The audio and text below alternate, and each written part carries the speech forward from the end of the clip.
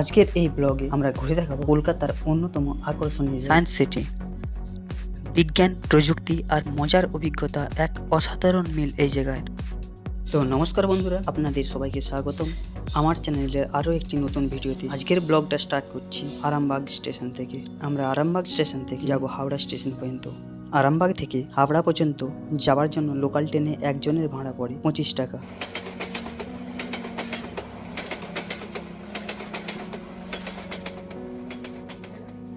ট্রেনের ঠান্ডা হাওয়া খেতে খেতে পৌঁছে গেলাম হাওড়া স্টেশন। হাওড়া স্টেশন থেকে বেরোতেই চোখে পড়ে কলকাতার গর্ব হাওড়ার ব্রিজ। প্রতিদিন হাজার হাজার মানুষের চলাচল, তবুও এই ব্রিজের আকর্ষণ কখনো কমে না। হাওড়া ব্রিজে এসে কিছুক্ষণ থেমে গেলাম।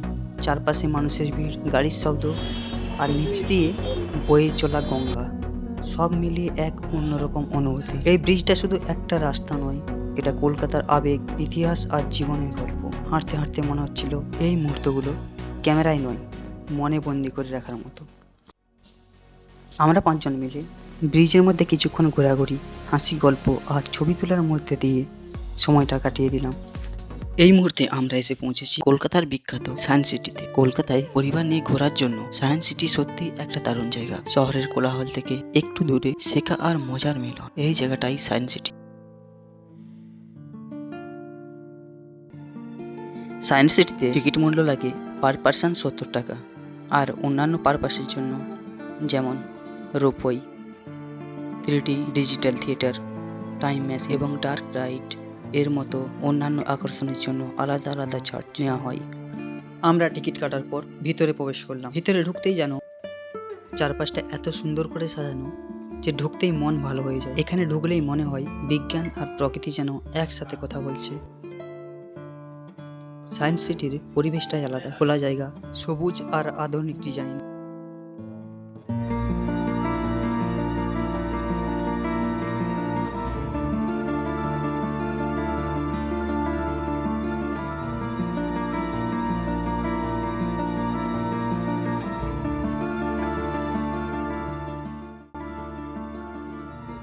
পরিবার নিয়ে আসলে সবাই আলাদাভাবে জিনিসগুলো উপভোগ করতে পারে। বাচ্চাদের জন্য তো একটা স্বপ্নের জায়গা বলা যায়। কিছু কিছু জায়গা আছে যেগুলো শুধু দেখা নয়, অনুভব করতে হয়। সময়ের সাথে সাথে শেখার আনন্দটাও এখানে ধীরে ধীরে গভীর। এই মুহূর্তগুলোই পরে সবচেয়ে সুন্দর স্মৃতি হয়ে থাকে।